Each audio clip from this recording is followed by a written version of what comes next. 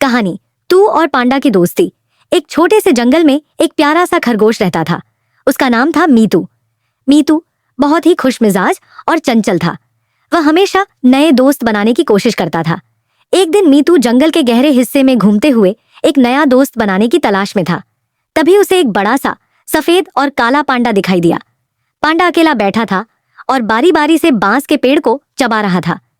मीतू ने पांडा के पास जाकर कहा, नमस्ते, तुम यहाँ अकेले क्यों बैठो?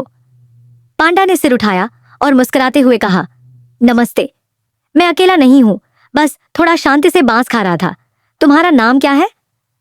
मीतू ने कहा, मेरा नाम मीतू है, मैं जंगल का सबसे खुशमिजाज खरगोश हूं। पांडा ने मीतू से पूछा, क्या तुम मेरे साथ बैठकर बांस खाना चाहोगे? मीतू थोड़ी देर सोचता है और फिर खुशी से कहता है, मैं बांस नहीं खाता, लेकिन मैं तुम्हारी मदद जरूर कर सकता हूं। पांडा चौंकते हुए पूछता है, क्यों? क्या तुम बांस की मदद कर सकते हो? मीतू हंसते हुए कहता है, नहीं, मैं बांस तो नहीं खा सकता, लेकिन मुझे बहुत अच्छे से कूदना आता है। तुम मुझे कूदते देख सकते हो। पांडा हंसते हुए कहता है, वो तो अच्छा होगा, कूदने की कला भी कुछ कम नहीं है। फिर मीतू ने जंगल के एक कोने में जाकर अपनी कूदने की कला दिखाई। वह इधर उधर उछलता, हवा में ऊंचा कूदता और कभी गिरता तो कभी हंसी में मुस्कुराता।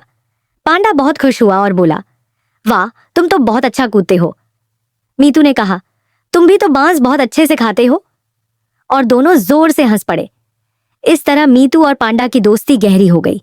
मीतू ने पांडा को अपनी कूदने की कला सिखाई, जबकि पांडा ने मीतू को बांस के स्वाद के बारे में बताया।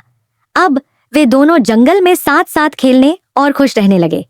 हर दिन वे एक दूसरे से कुछ नया सीखते थे और अपने अनोखे तरीके से खुश रहते थे। सीख, दोस्ती में बहुत शक्ति होती है और एक दूसरे से कुछ नया सीखने से जीवन और भी रोमांचक बन जाता है।